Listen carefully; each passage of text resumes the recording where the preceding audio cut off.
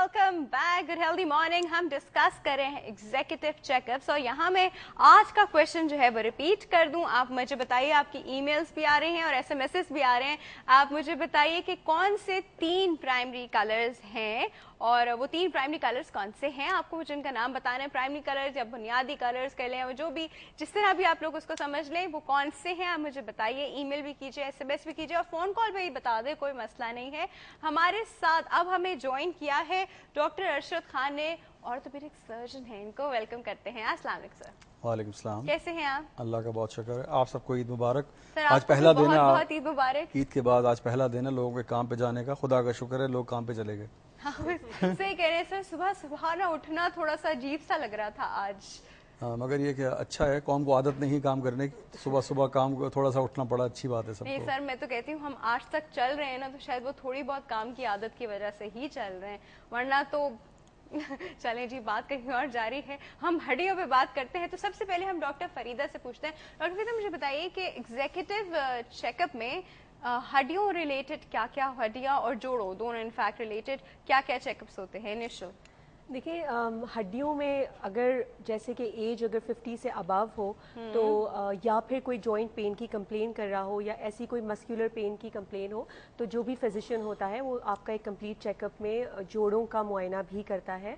और उसमें different diseases जैसे कि बहुत जो कॉमन है ऑस्टियोआर्थराइटिस, जो कि जोड़ों का घिस जाना एज रिलेटेड जो होता है, उसका कॉमनली वो चीज़ें एविडेंट हो जाती हैं। बोन डेंसिटी भी देखी जाती है? बोन डेंसिटी के टेस्ट यूजुअली एग्जीक्यूटिव में शामिल नहीं होते, लेकिन जाहिर है कि जब एग्जीक्यूटिव होता है तो उस वक्त बहुत सारी ऐसी चीज़ें भी पिक होती हैं जो कि उस पैकेज में शामिल नहीं होती है, लेकिन डॉक्टर थिंक्स कि you should get it done.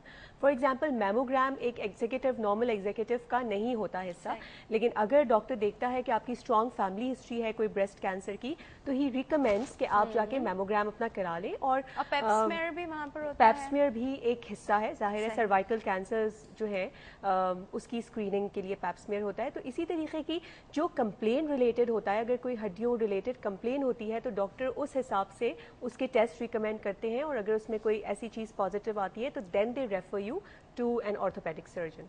सही। अच्छा सर, मुझे ये बताइए कि वक्त के साथ हड्डियों में क्या क्या प्रॉब्लम्स आ सकती हैं, किस एज से शुरू होती हैं? देखिए, अपार्ट फ्रॉम पीपल जिनके तो बचपन से, अगर पोलियो वगैरह कुछ हुआ हुआ हो तो उसके अलावा। देखिए बोन एंड जॉइंट्स दो अलग-अलग एंटिटी हैं। बोन एक अलग एंटिटी है और जॉइंट्स अलग हैं। दोनों चीज़ों में चेंज आती है वक्त के साथ, एज के साथ, उम्र के साथ, आपकी बोन की क्वालिटी में भी और जॉइंट की क्वालिटी में भी। अच्छा। जैसे कि डॉक्टर साहब ने भी बताया कि जैसे जॉइंट घिस जाते हैं, तो घिसने से क्या मुराद है?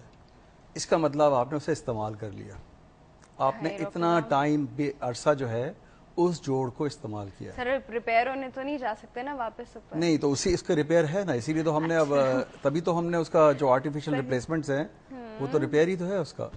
मगर उसके रिपेयर 2-3 तरह से होते हैं। बेसिकली उसमें आपकी जो लाइफ स्टाइल है उसको अगर आप चेंज करें तो उसकी जो वियर एंड टियर है आप उसको स्लो डाउन कर सकते हैं। सही। आप अगर अपने जॉइंट्स का ख्याल रखें तो आप उसको स्लो डाउन कर सकते हैं। आप उसे ज्यादा इस्तेमाल कर सकते हैं, ज्यादा लंबे अरसे तक इस्तेमाल। अच्छा, अगर हम कम कम इस्तेमाल करें? देखिए, कम नहीं, एहतियात से, कम से नहीं, एहतियात से इस्तेमाल करें। अच्छा डॉक्टर, इसी बात पे हमारे पास एक कॉल है, ले लेते हैं। अस्सलाम वालेकुम।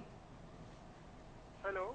अस्सलाम वालेकुम, गुड हेल्दी मॉर्निंग। आवाज नहीं आ रही जी, कौन बात कर रहा है? जी मैं अकरम अमीन बात कर रहा हूँ। जी अकरम साहब, कराची से बात कर रहे हैं। खैरियत से? आप कैसी हैं? बिल्कुल ठीक ठाक। आप आपका ठीक प्रोग्राम बहुत अच्छा जा रहा है, आपकी ईद की ट्रांसमिशन, और इसमें आप बहुत अच्छी लग रही हैं। Thank you so much. मेरा एक सवाल था डॉक्टर फरीदा से और डॉक्टर साहब से कि ये लोग एग्जीक्यूटिव चेकअप करते रहते होंगे या करते रहे होंगे, तो इसमें कितना % इनके पास फाइंडिंग्स आती है?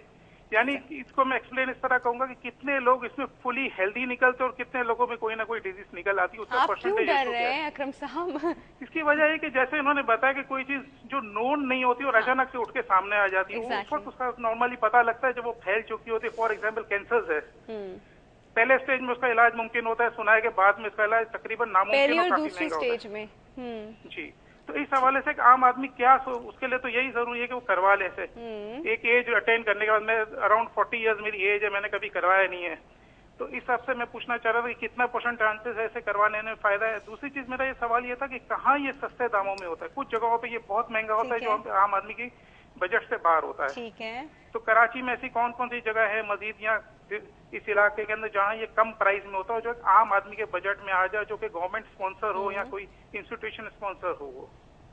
ठीक है, ये तो सवाल मालूम करना। ठीक है जी, हम इस पे बात करते हैं। ठीक है जी, thank you so much for calling.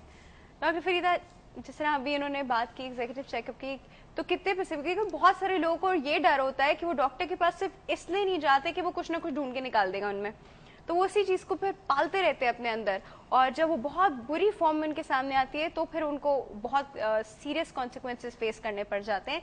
तो अगर उनको बेस लाइन पे ही कैच कर लिया जाए तो आई थिंक एग्जीक्यूटिव चेकअप इसीलिए बना है। बिल्कुल सही बात है। और ये जो सवाल कर रहे थे अकरम साहब के कितने % चांस होता है कि चीज़ें निकल आती हैं, अनफॉर्चुनेटली अगर हम हमारी कम्युनिटी में देखें तो यहाँ पर बहुत हाई चांस है कि चीज़ें निकलती हैं, जैसे कि शुगर और कोलेस्ट्रॉल की चीज़ें तो बड़ी कॉमन, यानी मैं कहूँगी 2 लोग अगर आते हैं तो उनमें से किसी एक को ये प्रॉब्लम निकल आता है कि कोलेस्ट्रॉल जो है वो हाई होता है, या फिर जो गुड कोलेस्ट्रॉल जिसको HDL कहते हैं वो कम होता है।